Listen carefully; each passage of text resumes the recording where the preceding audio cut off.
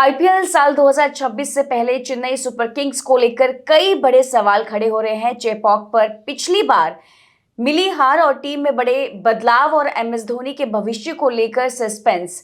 क्या इस बार सीएसके नई रणनीति के साथ वापसी करेगी और क्या ये टीम एक बार फिर से चैंपियन बनने का दम रखती है? और इसी पर करेंगे आज खास चर्चा और हमारे साथ जुड़े हैं स्पोर्ट्स एक्सपर्ट प्रदीप सहगल। प्रदीप, पिछले सीजन में चेपॉक पर 5 हार मिलना सीएसके के लिए असामान्य था और इस कमजोरी को दूर करने के लिए क्या इस बार वो क्या नई रणनीति अपनाती हुई नजर आएगी? देखिए कोमल, जिस तरीके से चेन्नई सुपर किंग्स, जैसा कि आपने कहा कि ऐसा बहुत कम देखने को मिलता है कि चेन्नई की टीम को अपने घर में हार का सामना करना पड़े। पिछली बार ये हुआ और ये किसी ने एक्सपेक्ट नहीं किया था कि ऐसा होगा चेन्नई सुपर किंग्स के साथ। और देखिए, ये टीम ऐसी है ना जो बहुत जल्दी अपनी गलतियों को भांप जाती है, अपनी गलतियों को दुरुस्त करती है। और इस बार उन्होंने मिनी ऑक्शन में वो करके दिखाया है। कई यंग खिलाड़ियों पर उन्होंने दाव लगाया है जो इसकी भरपाई कर सकते हैं। पिछले सीजन से ही इसकी शुरुआत हो गई थी। जिस तरीके से हमने देखा था कि आयुष मात्रे को टीम में लाया गया था, उर्विल पटेल को टीम में लाया गया था, तो चेन्नई ये समझ गई थी कि अब हमें यंग गन्स पर दांव लगाना होगा। इसीलिए युवा खिलाड़ियों पर उन्होंने दाव लगाया है। जिस तरीके से हमने बात की, प्रशांत वीर को उन्होंने खरीदा है, कार्तिक शर्मा को उन्होंने अपने बेड़े में शामिल किया है। तो इस बार चेन्नई सुपर किंग्स ने अपने, आप ये कह सकते हैं कि अनुभवी खिलाड़ियों को साथ में रखा है, इसके अलावा यंग गन्स को भी अपनी टीम के साथ जोड़ा है और एक बैलेंस लेकर ये टीम जो है वो आगे बढ़ने वाली है। जिस तरीके से आपने बात की, चेपॉक में हार मिली थी, हाँ, क्योंकि उनके पास उस तरह की फायर पावर मौजूद नहीं थी जिस तरह की फायर पावर बाकी टीमों के पास थी। ऊपर से उनके कप्तान जो हैं वो ऋतुराज गायकवाड़ भी नहीं थे। बीच सीजन में कप्तानी भी बदलनी पड़ी और हमने देखा कि माही का मैजिक भी नहीं चल पाया था पिछले सीजन में। तो यहां पर यह समझना होगा कि इस बार जो चेन्नई ने अपने रणनीतिक बदलाव किए हैं, युवा खिलाड़ियों को अपने साथ जोड़ा है, वो ये दिखाता है कि चेन्नई सुपर किंग्स की टीम को अपनी गलतियां जो है वो पिछले सीजन में ही समझ आ गई थी। और जिस तरीके से इस टीम के लिए कहा जाता था कि ये डैड्स आर्मी है, अब उनको ये समझ में आ गया है कि उन डैड्स को बाहर करने का मौका है और नए खिलाड़ियों को यहां पर मौका देने का समय जो है वो पूरी तरह से आ गया है। और इसीलिए चेन्नई ने अपने बेड़े में युवा खिलाड़ियों को शामिल किया है। बिल्कुल प्रदीप, लेकिन ऋतुराज की इंजरी ने पिछले साल पूरा जो एक गणित था वो बिल्कुल ही ज्यादा बिगाड़ दिया था। तो क्या इस बार टीम के पास कोई बैकअप तैयार है? देखिए, ऋतुराज गायकवाड़ जब एक टीम का जो कैप्टन होता है, क्योंकि जब भी कोई टीम टूर्नामेंट खेलने जाती है तो जो भी रणनीति बनाता है वो कप्तान बनाता है। जाहिर तौर पर इस टीम के मास्टरमाइंड जो है वो महेंद्र सिंह धोनी है।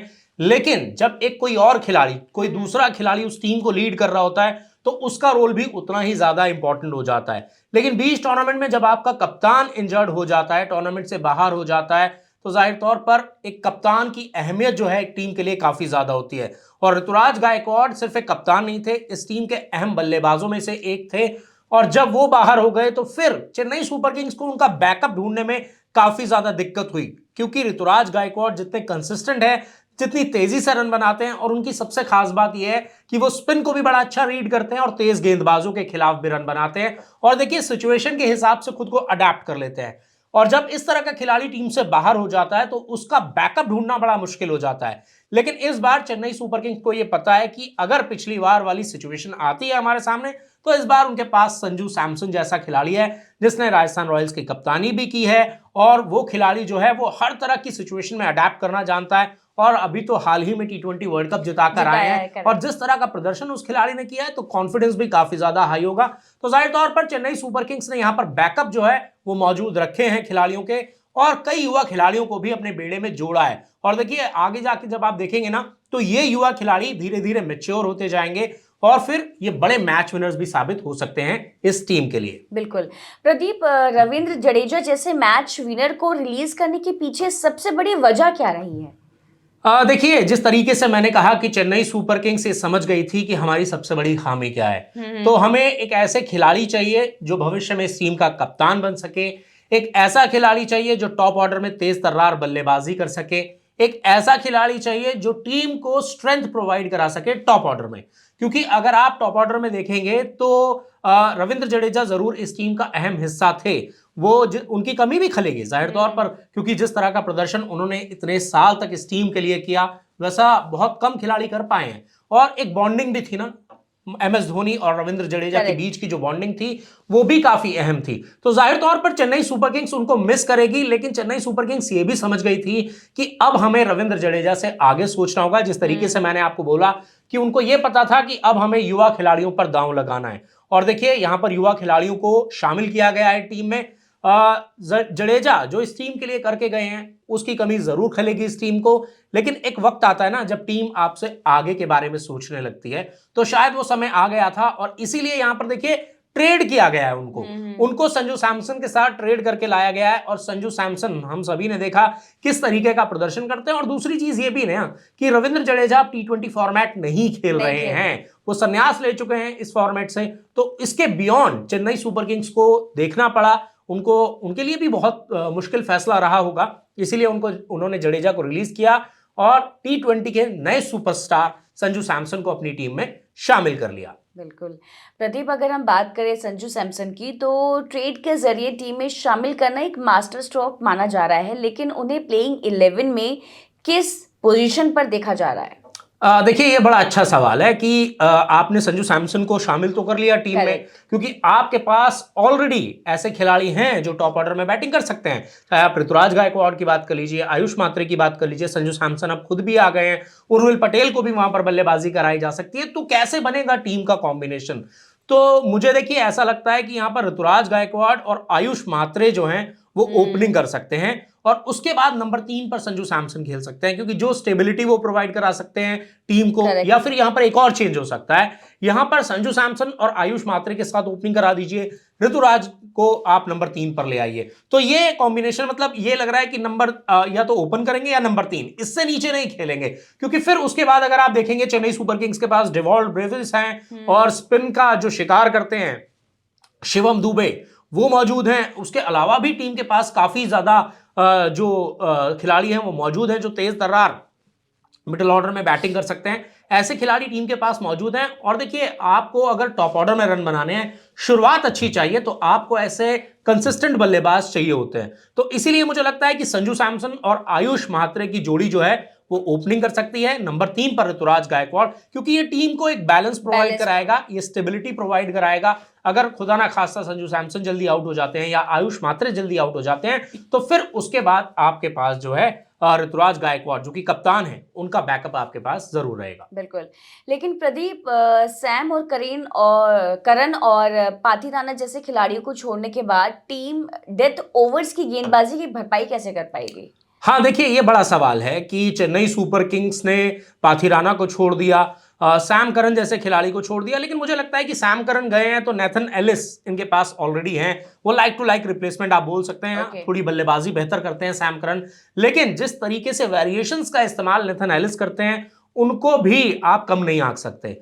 वहीं दूसरी तरफ आपने पाथिराना की बात की, देखिए पाथिराना इस टीम के साथ थे जरूर, इस टीम ने रिटेन भी किया था उनको, लेकिन पाथिराना पिछले सीजन में अगर आप देखेंगे तो बहुत महंगे साबित हुए, बहुत ज्यादा एक्स्ट्रा रन्स उन्होंने दिए, लाइन और लेंथ भी उतनी अच्छी नहीं थी, आजकल इंजरी का भी उनके साथ कंसर्न है। तो काफी सारी चीजों को यहां पर देखते हुए चेन्नई सुपर किंग्स ने बड़े फैसले लिए हैं, कई अहम खिलाड़ियों को अपनी टीम से रिलीज किया, और यह फैसला भी उनमें से एक था। जाहिर तौर पर पाथिराना की सटीक यॉर्कर्स जो है वो परेशान जरूर करती हैं, लेकिन देखिए जब आप इंजर्ड रहते हैं, जब आप इंजरी कंसर्न हो जाते हैं, और दूसरी चीज जब आप बहुत सारे रन लुटाते हैं, तो ये कहीं ना कहीं टीम के माइंडसेट को कहीं ना कहीं ये खराब करता है। और जब आप एक ही मुकाबले में अगर आप 50 से ऊपर रन लुटा रहे हैं, कई बार पिछले सीजन में हमने देखा कि काफी महंगे भी साबित हुए थे, एक्स्ट्रास भी काफी दे रहे थे, और इंजरी तो एक कंसर्न है ही है। तो इन सब चीजों को देखते हुए चेन्नई सुपर किंग्स ने फैसला लिया कि पाथिराना को अपनी टीम से जाने देना होगा और नए खिलाड़ियों को अपने बेड़े में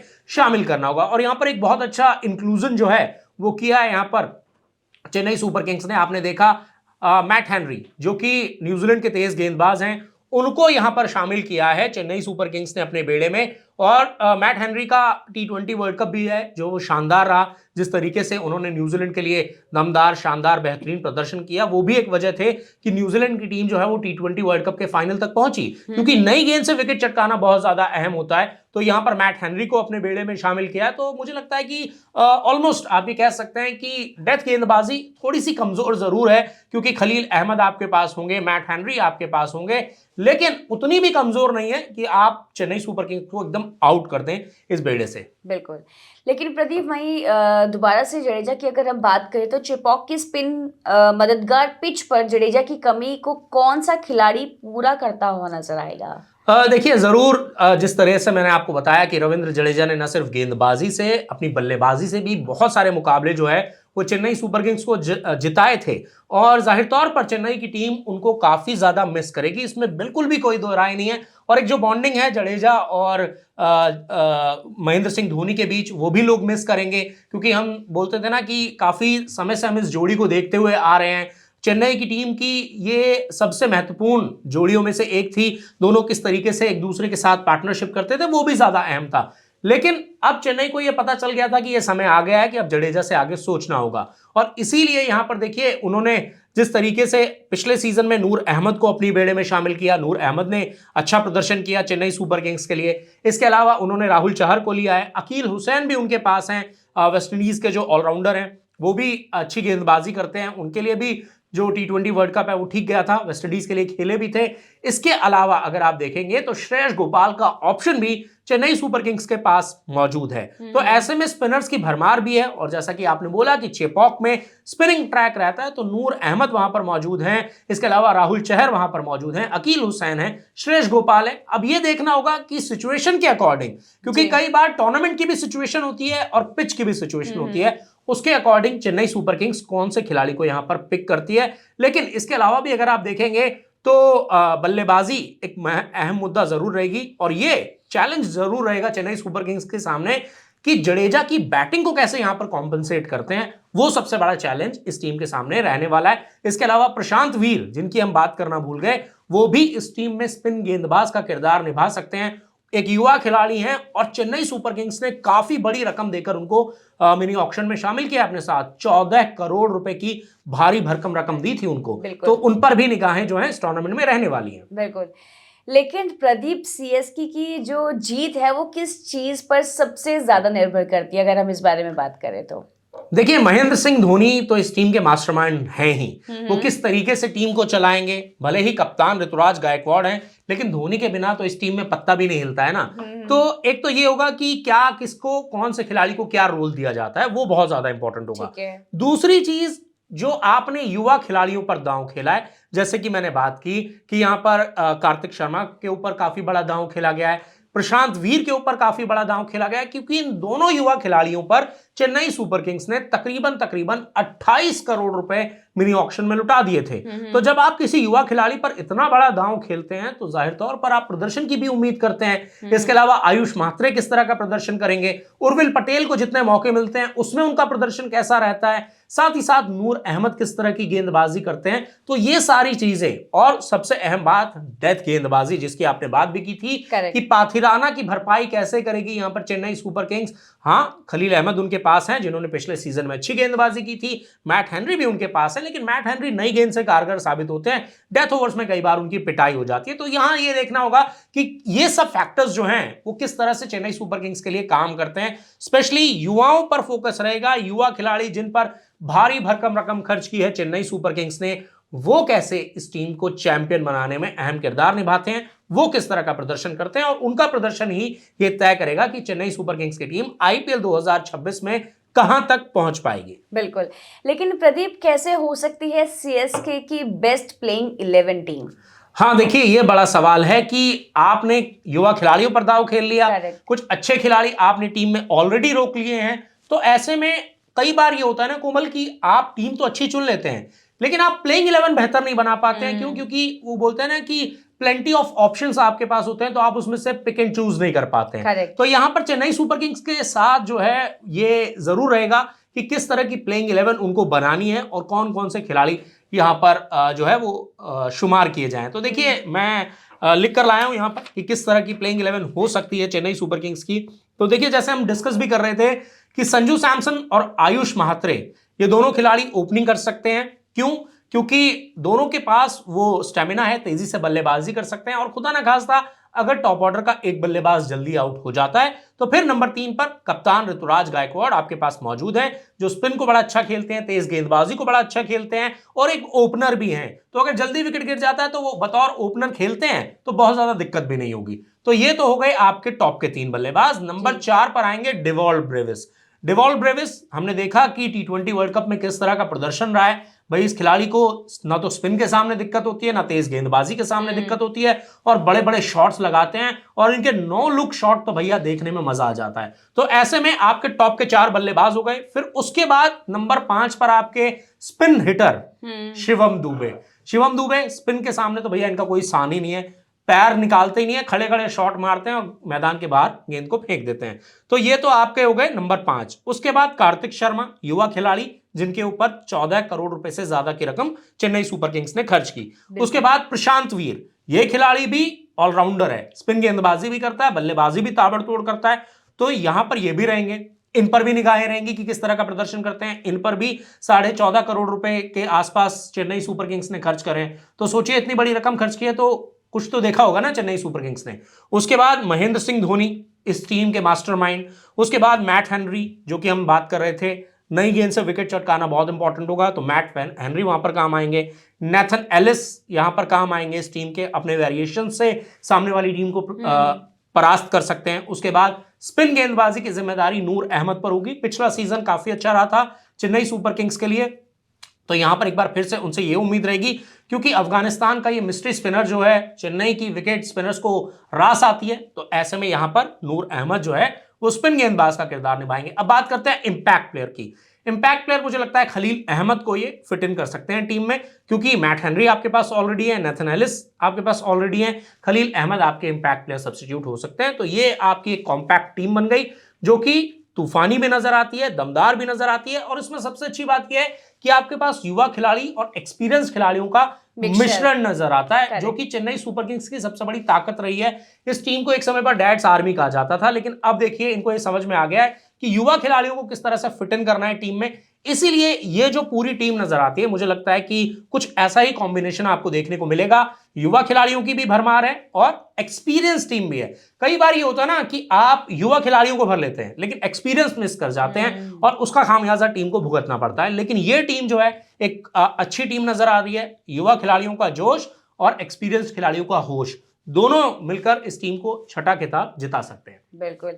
लेकिन प्रदीप, मेरा आखिरी सवाल ये है कि क्या ये धोनी का आखिरी सीजन होगा और क्या टीम उन्हें विनिंग फेयरवेल देने के लिए एकदम तैयार है? देखिए कोमल, इसका जवाब तो खुद महेंद्र सिंह धोनी ही देंगे कि क्या ये उनका आखिरी सीजन होगा या नहीं, क्योंकि हर बार जब भी आईपीएल आता है तो यही कहा जाता है ना, पिछले 3-4 साल से हम यही कह रहे हैं कि ये धोनी का आखिरी सीजन होगा, ये नहीं ये धोनी का आखिरी सीजन होगा। अच्छा, अगला सीजन धोनी का आखिरी सीजन है, लेकिन धोनी खुद कहते हैं कि इसका जवाब मुझे भी नहीं पता, क्योंकि वो आईपीएल खत्म होने के 3-4 महीने के बाद डिसाइड करते हैं कि वो खेलेंगे या नहीं खेलेंगे, क्योंकि घुटने की चोट से पिछले कुछ 1-2 साल से परेशान रहे हैं, लेकिन उसके बावजूद भी मैदान पर उतरते हैं। क्यों? क्योंकि फैंस चाहते हैं भाई एमएस धोनी मैदान पर उतरे।